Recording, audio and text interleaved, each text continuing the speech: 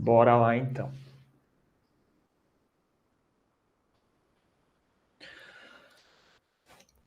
Para variar, já vi um erro, como eu sempre pego os slides, eu vou reaproveitando os slides, aqui está escrito o processo de fabricação mecânica, né? Não é processo de fabricação mecânica, é gestão da manutenção, né? Depois eu corrijo isso. Beleza. Então, na aula da semana passada, a gente fez lá uma breve apresentação da disciplina, tal, falei como é que vai funcionar. Na aula dessa semana, eu poderia já trazer os conceitos da gestão da manutenção, já trazer uma aula densa de conteúdos para vocês aqui. Mas eu decidi trazer alguns conceitos mais básicos para a gente estar vendo, porque isso é uma necessidade que eu vi depois que eu mesmo saí da faculdade. Então, ou mesmo quando eu comecei a estagiar durante a minha graduação. Então, eu estagiei numa multinacional, na Embraco, que produz compressores para geladeira, e eu entrei na Embraco sem saber como que funciona uma empresa, como que funciona um sistema produtivo de uma empresa, e mais trazendo para o conceito dessa disciplina, por que a manutenção é importante para a empresa. Então, aqui eu trouxe a definição de manutenção para vocês. Então, é um conjunto de ações a serem feitas em um determinado bem patrimonial, com o fim de manter ou restabelecer, então a gente precisa manter ou restabelecer uma função, uma determinada função daquele negócio, né, pelo qual se espera dele, de forma a assegurar a regularidade da produção e a sua qualidade e segurança com o mínimo de custos totais. Aí, quando eu olho essas definições, eu fico pensando, mas por que isso? Por que a manutenção é importante? E o que isso quer dizer dentro de um sistema produtivo? Então, é mais ou menos nesse sentido que eu quis trazer essa aula para vocês. Então, é uma aula que a gente vai dar um passo para trás, a gente vai falar sobre manutenção nessa aula, mas a gente vai entender o que é um sistema, como que funciona o conceito de um sistema produtivo, quais são os fatores que implicam se a manutenção não é feita da forma correta. Mas ainda assim, sendo uma aula bastante introdutória, a gente vai ver todos os conceitos de manutenção. A gente é obrigado a ver, porque é a ementa dessa disciplina, a fundo, mas isso vai ficar para um segundo momento, uma parte um pouco mais para frente. Então, vamos dar uma olhada como é que funciona os sistemas produtivos, tal, o que é o conceito de sistema. Deixa eu perguntar, alguém de vocês aqui já está estagiando, já está trabalhando dentro de alguma empresa, alguma coisa nesse sentido?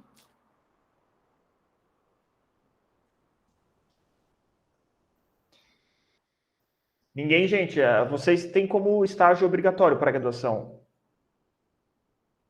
A gente tem estágio obrigatório sim, professor. Acredito que tem uns alunos aí que estão em empresa, mas alguns também não estão presentes na aula hoje. Entendi. Pois é, a gente está com pouca gente aqui. Então, o pessoal, o Rogério, né? O Rogério falou que estagia. Qual empresa, o que produz a empresa que tu faz estágio, Rogério? Se puder compartilhar com a gente.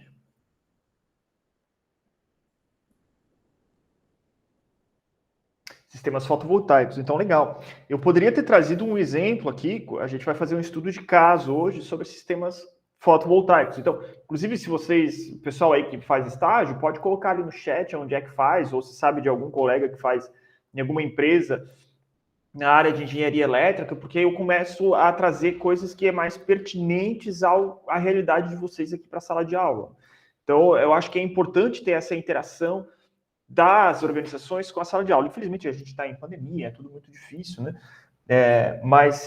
Enfim, se desse, a gente poderia fazer alguma visita técnica, alguma coisa nesse sentido. Eu gosto muito de ir para o chão de fábrica, ver como é que funciona o chão de fábrica, entender qual que é o papel de todo mundo lá dentro da empresa. Então, entender desde a parte lá do chão de fábrica.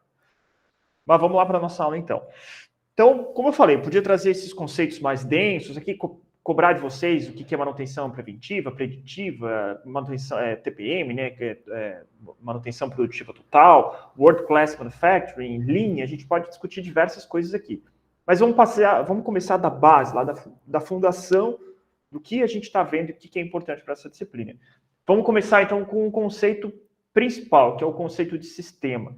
A gente ouve muito falar sobre sistema na universidade, né? Então, tem os sistemas por exemplo, sistemas termodinâmicos, um sistema fotovoltaico, um sistema elétrico para, sei lá, geração de energia através de vapor. Então, sistema é uma palavra que está muito presente no nosso cotidiano e a gente utiliza muitas vezes sem saber exatamente o que significa um sistema. Então, hoje a gente vai conceituar sistema pela definição de alguns autores, é tal coisa. Então, sistema é uma coleção de objetos ou coisas, né, animadas ou inanimadas, que recebem certas entradas. Então, eu vou delimitar um sistema, dentro desse sistema tem coisas entrando, né? E quando eu digo que pode ser animadas ou inanimadas, a gente pode pensar uma empresa como um sistema, a gente pode pensar o corpo humano como um sistema, a gente pode isolar um subsistema do nosso corpo humano como um órgão específico, e a gente consegue ver que esse órgão vai ter entrada de alguma coisa, né? O sistema, então, ele é forçado a agir sobre essas coisas que entram de modo a produzir algumas saídas, com o objetivo de maximizar alguma função da entrada e da saída. Então, a gente pode pensar numa empresa, a empresa vai entrar matéria-prima, ela vai processar alguma coisa ali dentro e vai sair um produto acabado.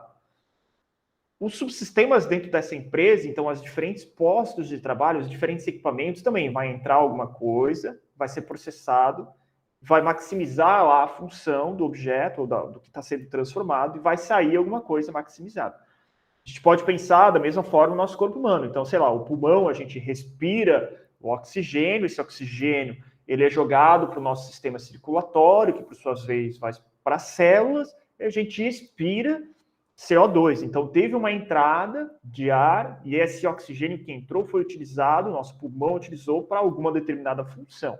E assim, subsequentemente, com qualquer órgão do nosso corpo humano. Sei lá, o rim, entra lá, o néfron faz a filtração lá do sangue e vai produzir a urina, que depois a gente vai fazer a excreção da urina.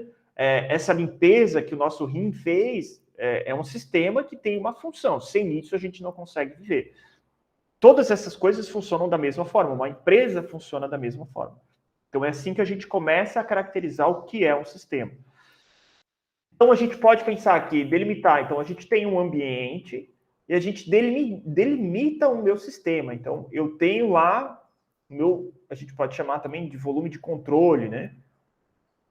E eu tenho diversos artefatos aqui dentro desse sistema. Então, se a gente pensar numa empresa, que vão se comunicar entre si. Então, eu tenho lá a entrada de recursos e vai sair o meu objetivo e o meu resultado. A gente pode pensar em um sistema, inclusive na resolução de um exercício, né? No qual a gente tem lá um determinado exercício para estar resolvendo ele. Então, a gente vai ter algumas informações de entrada do exercício. Então, se for para calcular lá algum componente elétrico, análise de algum circuito elétrico, vai ter alguns recursos de entrada. A gente vai processar esses recursos de entrada e eles vão gerar uma saída, que tem que ter uma utilidade, tem que ter uma função. Então, essa é a caracterização do sistema até aqui. Vamos construir isso passo a passo. Alguém tem alguma dúvida até aqui, gente? Alguém não entendeu alguma etapa? Beleza. Então, o sistema recebe entradas do seu ambiente e as transforma em saídas. E entrega as saídas para o ambiente também, buscando maximizar a produtividade da transformação. Então, aqui, mais especificamente, quando a gente está falando das empresas, das organizações, a gente precisa pensar em maximizar essa entrega de recurso, entrega de valor para o nosso cliente. Porque se a gente parar para pensar, o que a gente tem aqui como saída, quem está puxando essa produção aqui é o meu cliente. É ele que vai comprar o meu produto que a empresa está produzindo. E aqui está entrando uma determinada matéria-prima, né?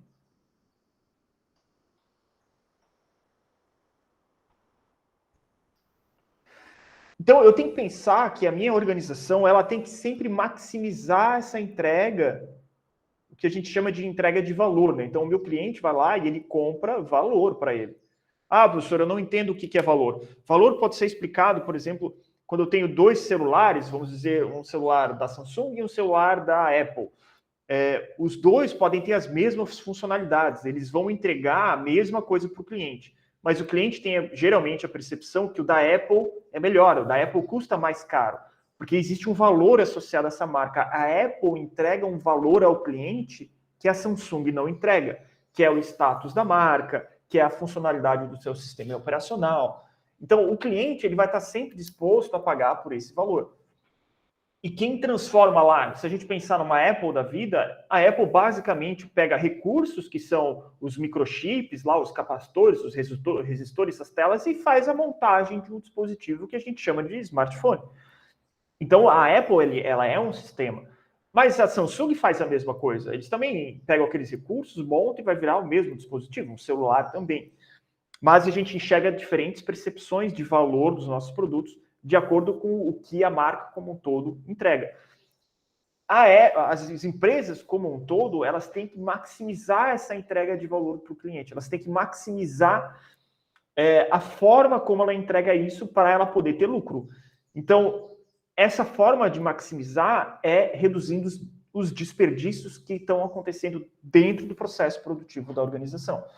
Então, se uma empresa, por exemplo, entra lá uma montoeira de recursos, ela tem uma montoeira de desperdício lá dentro, e mais futuramente a gente vai ver como caracterizar esses desperdícios, ela não vai ter lucro no mercado, ela não vai conseguir ser competitiva, ela vai ter diversos problemas associados a esse sistema produtivo.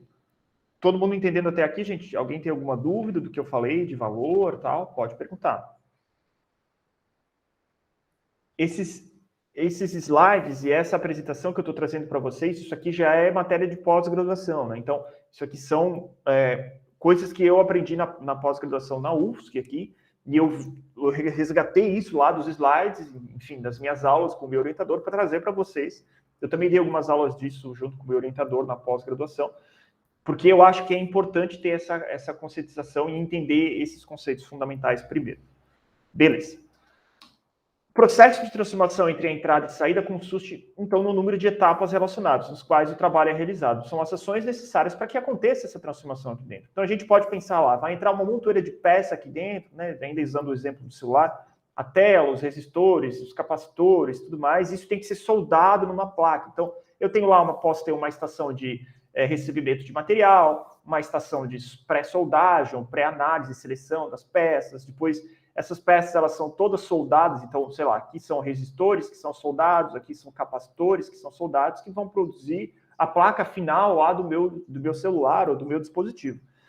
Então, esse processo de transformação acontece lá com um conjunto de etapas que elas são relacionadas.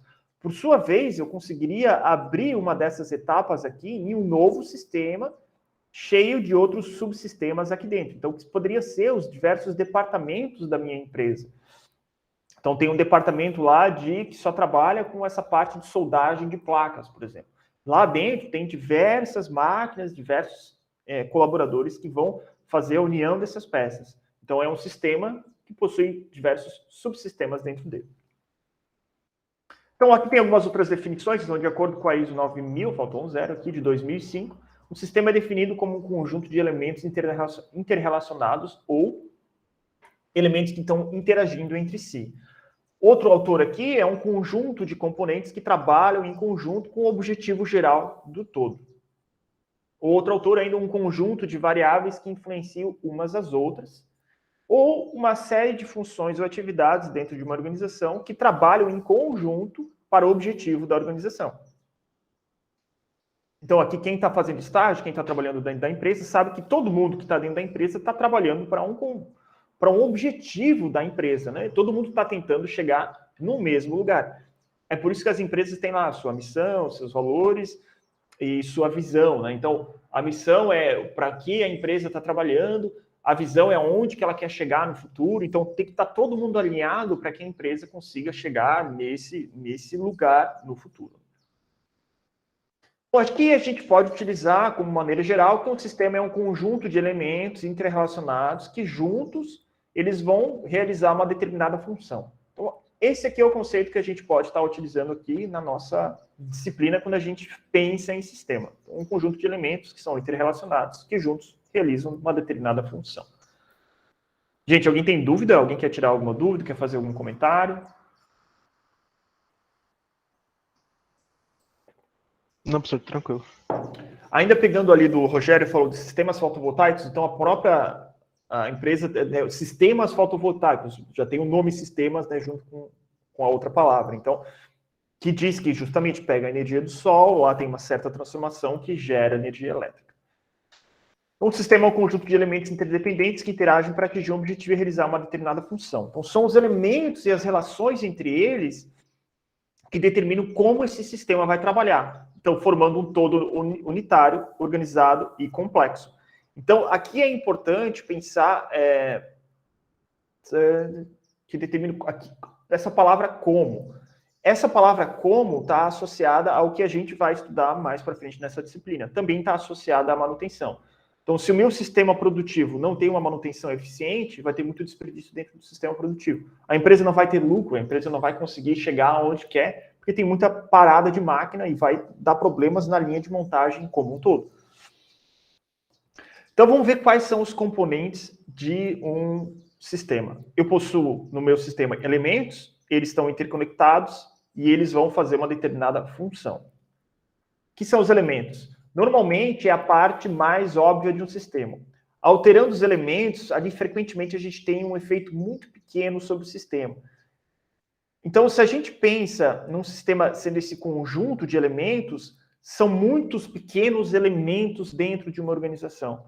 Então, se eu altero um elemento só, o efeito desse pequena alteração desse elemento é muito pequeno frente a um conjunto muito grande de elementos, um conjunto muito grande de peças, vamos dizer assim.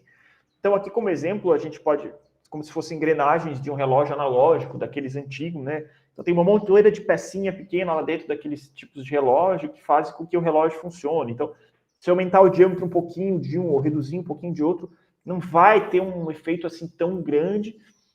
Claro que vai ter um efeito, mas muitas vezes não é tão grande no resultado final. As interconexões, por sua vez, vão envolver o fluxo de informações, materiais e pessoas. A alteração dos relacionamentos geralmente muda o comportamento do sistema. Então, quando a gente fala em interconexões, de nada adianta eu ter um departamento de vendas e um departamento de compras dentro de uma empresa se elas não se conversam entre si. Então, se o departamento de compras não consegue suprir a demanda do departamento de vendas, eu vou ter uma falta de matéria-prima na empresa. Então, não adianta eu vender muita coisa se eu não tenho matéria-prima para que eu consiga suprir essa demanda. O inverso também é verdade. Não adianta eu comprar muita matéria-prima e ter um estoque absurdo na minha empresa. Estoque é dinheiro parado, se eu não tenho vendas. Então, são essas interconexões entre os diversos subsistemas dentro de uma organização que faz com que eu consiga ter um fluxo de informações, um fluxo de material funcionando dentro da minha empresa. E, por sua vez, a empresa tem que executar uma função. Né? Então, é a parte menos óbvia de um sistema. Muitas vezes eu não consigo enxergar muito bem qual que é a função da existência de uma determinada organização. Então, uma mudança desse propósito vai alterar profundamente como esse sistema vai funcionar. Então, muitas vezes lá tem uma empresa que produz lá um determinado peça-chave, mas não sei muito bem para que existe, qual que é o papel que aquilo desempenha na sociedade, por que aquilo é importante que seja produzido. Então, essa é mais ou menos a visão da função. Então, o sistema é mais do que a soma das suas partes. Muitas das interconexões de sistemas operam por meio de fluxo de informações. Então, o fluxo de informação está sempre atrelado a interconexões desses subsistemas ali, né? Dentro dessas peças que estão dentro do meu sistema. De nada adianta eu passar uma peça, por exemplo, eu montei uma placa de um circuito interno num posto de trabalho, eu mando para outra pessoa se ela nem sabe o que significa aquela placa. Né? Então, tem que ter um fluxo de informações. O próximo colaborador tem que entender que aquela placa tem uma determinada função e o trabalho que ele vai executar é para complementar, por exemplo, a formação a manufatura daquela placa. A parte menos óbvia do sistema,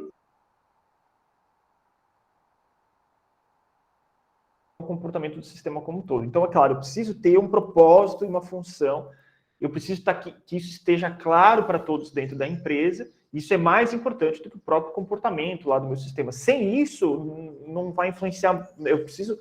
Eu posso estar o meu sistema com comportamento ótimo, mas eu não sei para que serve aquilo. Então, eu tenho que ter consciência do para que serve aquilo. A estrutura do sistema é a fonte do comportamento do sistema. Então, o comportamento revela-se como uma série de eventos ao longo do tempo. Então, óbvio, né? Uma empresa vai funcionar ao longo do tempo. As modificações que eu vou fazer no sistema produtivo, seja de manutenção, seja do que for, eles vão se mostrar ao longo do tempo. Leva tempo para eu ver como que isso vai acontecer dentro da empresa. Então, vamos pegar aqui alguns exemplos de sistemas produtivos, de sistemas não necessariamente produtivos, exemplos de sistema, né? Então, eu posso ter lá uma barragem que a queda de água, então a minha energia potencial da minha água, que é transformada em energia cinética quando eu tenho fluxo de água, vai girar uma turbina. Essa turbina vai fazer lá a geração de energia elétrica, que por sua vez vai ser levado para um transformador, vai ser aumentada a tensão, vai ser distribuído, vai ser reduzida a tensão, vai vir para nossas residências. Então, isso é um conjunto, isso é um sistema, né?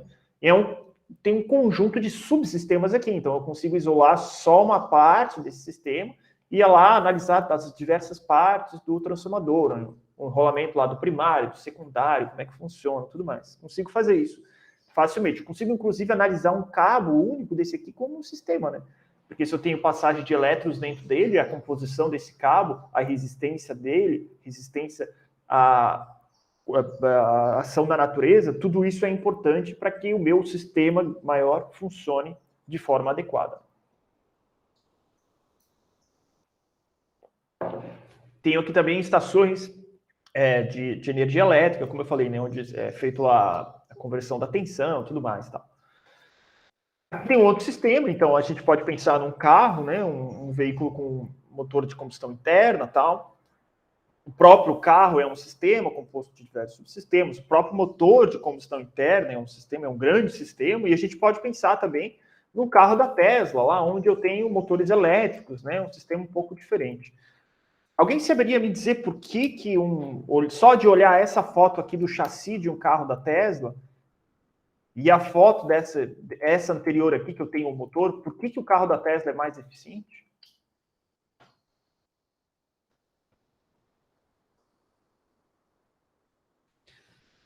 Mais leve, não sei. Mais leve, não tem minhas dúvidas em relação ao peso, porque as baterias são bem pesadas. As baterias estão aqui embaixo, né? Se a gente olhar aqui, isso aqui tudo é um conjunto de baterias. Eu tive o privilégio, eu ganhei um prêmio do Sebrae, eu pude viajar para a Califórnia, eu fui numa loja da Tesla e tinha um chassi desse aqui. Pai, é muito legal. Mas vamos olhar um pouco mais com calma. Se a gente olhar um carro, tem lá diversos sistemas, subsistemas, o motor, né? Cheio de peças ali dentro, pistão batendo, não sei o que e tal. Se a gente olhar o carro da Tesla, qual é a primeira coisa que a gente bate o olho e percebe? Não sei se alguém sabe.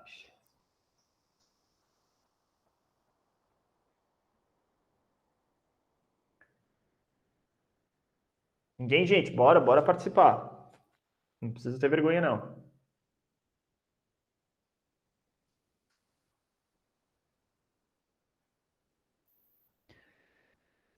Eu não sei, parece que não tô vendo a transmissão ali, não sei se ele não perde mais energia a transmissão. Exatamente, é mais ou menos nessa linha. Quando a gente olha um carro elétrico, tem muito menos peças que se movem, né? Então, o motor, a combustão interna, imagina, tem diversas correias aqui, tem um sistema de injeção eletrônica, tem diversos comandos de válvula, um monte de pecinha que estão mexendo, então precisa de lubrificação, elas têm desgaste ao longo do tempo, elas esquentam essas peças, elas perdem energia por forma de atrito, por forma de calor, tem perdas enormes dentro de um motor de combustão interna. Quando a gente olha um carro da Tesla, é um motor elétrico. Não tem uma montoeira de partes se movendo ali. Tem um motor elétrico com um eixo só. E eu preciso estudar mais a fundo para saber se o carro da Tesla ele tem ou não um sistema de transmissão. Porque numa dessas, eu tenho dúvida se realmente tem um sistema de transmissão. E eu não tenho nenhum eixo de transmissão, por exemplo, se eu tiver motores nas 4 rodas, fora que quando eu freio o carro, eu posso usar a própria energia do freio, que nem aquele sistema da Fórmula 1, para recarregar as baterias. Então é um sistema muito mais eficiente, mas é extremamente mais eficiente. É por isso que os carros elétricos, eles não são o futuro, eles já são o presente e eles vieram para dominar o mercado. Claro que a gente pode entrar em outras discussões, como a matéria-prima das baterias, a vida útil das baterias, tudo mais. Mas sobre o aspecto da análise da eficiência, o carro elétrico é muito mais eficiente que um carro com motor a combustão. Imagina, um carro a combustão, tu para na sinaleira e o motor tá ligado, gastando gasolina, não faz o menor sentido, gerando calor, não faz o menor sentido. Então, é por isso que um sistema desse, um sistema elétrico de um veículo desse tipo é muito, muito mais eficiente. É claro que a gente ainda precisa passar por uma nova revolução aí, que é a revolução das baterias, né? Então, tem muita gente estudando isso. Ainda é um problema, porque a bateria tem uma vida útil, né? Como vocês sabem. Ao longo do tempo, ela vai ter que ser descartada. Eu até participei de um congresso, a Renault tem alguns carros elétricos e eles têm um programa muito grande de reciclagem dessas baterias. Então, depois que a bateria é retirada do carro, ela ainda tem uma certa vida útil para ser utilizada para alguma outra coisa. Então, existem diversos acadêmicos lá que estão trabalhando para encontrar utilidade para esse tipo de de material que seria de descarte, vamos dizer assim. Aqui, então, tem um outro sistema, aqui uma placa de circuito, esse daqui, não sei se alguém aqui toca guitarra ou não, mas é um amplificador de guitarra super clássico, um twin reverb da Fender lá, isso é tecnologia da década de 60, né, gente? Que é utilizado até hoje em dia, né? Então, amplificadores de guitarra valvulados são utilizados hoje em dia ainda, né? Às vezes as pessoas não entendem muito isso, mas válvula não é mais utilizada. Não, no áudio, válvula é muito utilizado ainda, por as diversas características que a válvula tem. Então, se eu pensar um sistema, um amplificador desse, ele é composto de diversas pecinhas, diversos elementos que compõem esse sistema, como o resistor, vou ter lá capacitor, vou ter potenciômetro, transformador, vou ter uma válvula, e esse sistema vai desempenhar lá uma função, que é lá tocar a guitarra. Então, aqui um exemplo lá dos Beatles, na década de 60, em 68, num show deles bem famoso e tal. Enfim, aqui está aqui o amplificadorzinho da Fender lá atrás do John Lennon sendo utilizado. E me dê aí uma banda que eu cito os amplificadores que eles usam. Então, como eu sou guitarrista e eu gosto de construir meus próprios amplificadores de guitarra valvulados, então essa parte eu gosto bastante. Então, é um exemplo de um sistema que tem diversos elementos que vão cumprir uma função. Vamos então fazer aqui, para finalizar a nossa aula, para que a gente não fique, não precisa alongar muito essa aula, um estudo de caso nessa empresa. Essa empresa é chamada Geon, ela fica aqui próximo de Floripa, ela fica ali na Palhoça, e ela é de um amigo meu. Então, eu já visitei essa empresa, muito provavelmente que eu vou fazer o estudo de caso do meu doutorado dentro dessa empresa, mas ela produz esse tipo de microcontrolador aqui. Então, esse microcontrolador aqui de temperatura, né? Então, aqui ele é ligado na rede, então ele é ligado na tomada, né? E eu ligo lá, por exemplo, eu faço cerveja, né? Então eu ligo a minha geladeira nesse microcontrolador aqui. Tem um sensor de temperatura que vai lá dentro da geladeira, lá onde eu vou fazer a minha cerveja, onde vai fermentar, lá no fermentador. Eu coloco um sensorzinho de temperatura e eu quero que aquele líquido fique a 20 graus por 3 semanas. Então, esse controlador aqui vai ligar e desligar a geladeira conforme a leitura da temperatura aqui do meu mosto, né, da minha cerveja que está sendo fabricada. Então, vamos fazer um estudo de caso de um sistema produtivo dentro dessa empresa. É claro que é só um exemplo aqui, não quer dizer que essa empresa funcione da forma como eu vou mostrar para vocês. Mas é um exemplo que eu tenho um pouco mais de familiaridade. Então, vamos pensar lá. A empresa, a gente já comentou que ela é um sistema. Então, se ela é um sistema, ela é composto por diversos elementos em que vai transformar um recurso de entrada num recurso de saída. Então, eu tenho lá o de entrada, como resistores, placas. Essa empresa, inclusive, ela recebe esses... eu esqueci o nome disso aqui, mas são as pequenas partes de plástico que tu vai fazer a injeção disso aqui e vai fazer a carcaça, né? Então, inclusive, essa carcaça de plástico aqui é injetado dentro aqui dessa empresa. Então, eles não compram pronto da China. Eu achei que eles compravam, né? Mas não, eles fazem aqui mesmo. Então, eles têm lá suas máquinas de injeção, extremamente caras, uma coisa muito grande e tal. Vai lá formar um objeto, né, um resultado que é o nosso microcontrolador. Então, a partir disso, é realizada a transformação, sai. Vamos dar uma analisada como é que é esse sistema produtivo lá dentro da empresa. Então, eu tenho lá um departamento e uma máquina que faz a injeção de plástico. Então, ela vai pegar esses plásticos ali, esse pequenininho, vai derreter esses plásticos, vai fazer uma injeção numa matriz e vai sair uma carcaça de plástico. Essa carcaça de plástico, ela é levada lá para fazer, quer dizer, ela caminha, né, junto com o departamento para o departamento de montagem de placas. Então, vai ter lá um departamento que vai fazer a montagem das placas, e eu tenho um departamento de montagem final, então, que vai unir todas essas placas que foram injetadas, vai unir todas essas placas que foram feitas e vai montar o meu produto final. Então, eu tenho a entrada lá que vem no meu caminhão, dos meus fornecedores, e eu tenho uma saída para o meu cliente final. Então, eu tenho um fluxo produtivo dentro dessa organização, desse meu sistema produtivo. E eu tenho, tradicionalmente, estoques intermediários. Os estoques, eles são, a gente vai ver mais para frente como fazer o mapeamento de fluxo de valor de forma sucinta, né? Mas a gente precisa entender isso. Então, a gente precisa olhar que esse mapa que eu estou montando aqui, ele reflete uma realidade dentro da organização. Os estoques intermediários, eles são mostrados como pequenos triângulos. Então, eu recebo lá uma montoeira de componentes elétricos, pedaços de plástico, vou fazer um estoque lá na entrada da empresa. Depois eu faço a injeção de plástico, vou ter um estoque cheio de carcaças de plástico para serem montadas nas placas, que por sua vez vai gerar um novo estoque, que vai ser feita a montagem final da minha peça, um novo estoque, e aí essas peças vão para os meus clientes. Então notem que eu tenho diversos estoques intermediários nessa organização. Esses estoques, eles representam desperdícios, como a gente vai ver. Então vamos supor que a manutenção de um desses equipamentos não foi feita da forma correta. E uma máquina para de funcionar, a máquina de injeção de plástico. O que isso vai acarretar no meu sistema como um todo? O estoque, nesse meu sistema produtivo, ele vai suprir a demanda da linha. Então, assim como eu tinha entrada antes aqui, está represado, porque essa máquina parou de funcionar, vai começar a gerar um estoque maior aqui. Mas eu tenho um pequeno estoque, ou um estoque grande aqui, né, que vai estar suprimindo a montagem das placas. Então, essa parte aqui do meu sistema produtivo não viu que tem uma falha desse equipamento. Então, esse equipamento precisa de manutenção, mas quem está aqui nem percebeu isso, porque eles estão consumindo desse estoque aqui.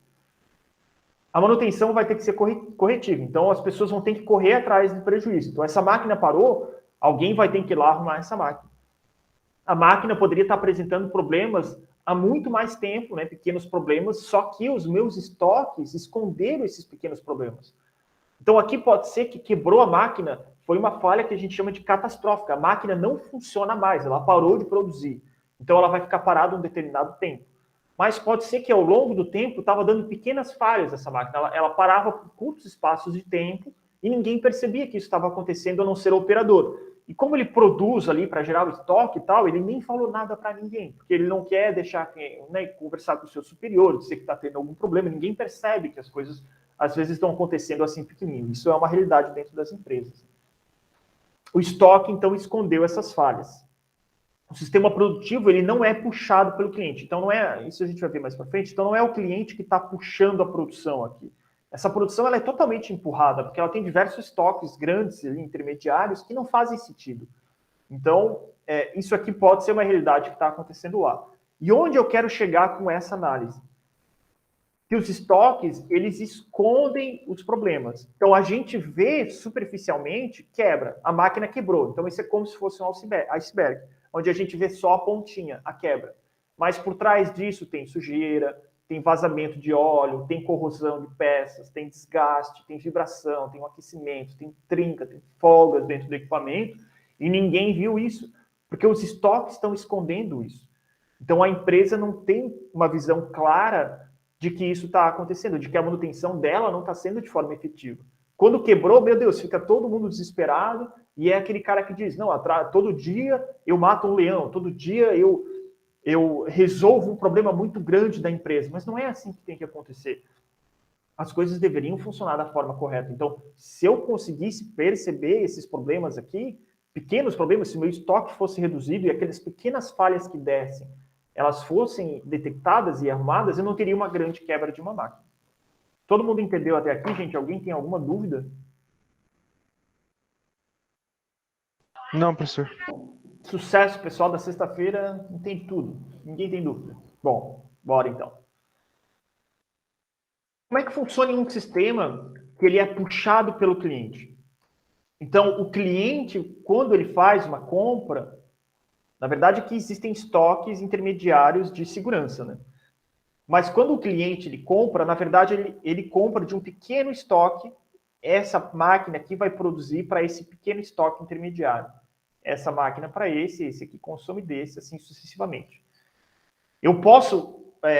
isso aqui é uma mentalidade que, por exemplo, a Toyota quer ter. Né? A Toyota é uma empresa que não quer ter nenhum estoque intermediário entre nenhum processo. Os processos funcionam tão bem na Toyota que não há necessidade de eu ter uma peça em estoque sequer. Esse é o grande objetivo deles.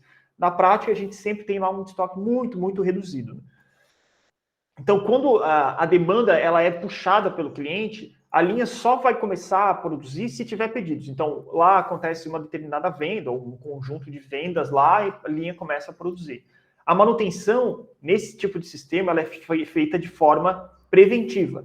Então, as minhas máquinas, eu sei que elas estão funcionando bem, porque eu tenho um departamento só para manter essas máquinas funcionando muito bem. Deixa eu ver. Caso venha lá ocorrer alguma falha, né? Antes de falar para isso aqui, vou discutir mais um pouco aqui. Então, é importante que eu tenha um sistema produtivo com o menor número de peças em estoque possível, para que, quando aconteça algum problema, eu consiga ver o que está acontecendo. Para que eu não tenha um acúmulo muito grande de peças ali dentro, porque, de novo, estoque é dinheiro parado. E quando vem a correr uma falha, então vamos supor que, por mais que a manutenção preventiva ou preditiva foi feita, a minha máquina acabou estragando. Foi um evento muito catastrófico. Todo o sistema produtivo é paralisado. Então, não é como se essas máquinas aqui vão continuar produzindo. Não, todo mundo vai parar e vai vir. Claro que, né, essa pessoa que está aqui não vai lá no departamento que não faz sentido para ela. Mas é uma forma de exemplificar que muita atenção vai ser dada para resolver aquele problema. Principalmente para evitar que aquele problema aconteça novamente. Porque se aquele problema acontecer, a linha inteira vai parar. Porque eu não tenho estoques entre as peças. Então é por isso que o meu sistema tem que estar funcionando muito bem. A máquina tem que estar limpa, a máquina tem que estar bem lubrificada, a máquina não pode estar superaquecendo, a máquina não pode ter uma vibração fora do natural. Então todos os requisitos de manutenção do equipamento têm que ser seguidos. Todos vão se debruçar sobre o sistema para tentar resolver, todos estarão cientes de que há um problema e a empresa só vai retornar a funcionar quando esse problema for resolvido. Então, como eu falei, é claro que existe um mínimo estoque aqui do tipo supermercado, aqui de segurança, tal, tem toda uma metodologia para controlar estoques. Então, quando a gente coloca um estoque desse tipo aqui, triângulo assim, o estoque ele é completamente incontrolado, né? Então, tem diversas peças jogadas lá num canto. Eu não sei quais são essas peças. Nesse tipo aqui de estoque controlado, não. Eu tenho todo um sistema, eu sei exatamente quantas peças são ali, elas foram calculadas para manter uma margem de segurança entre equipamentos, assim sucessivamente. Pessoal, alguém tem alguma dúvida?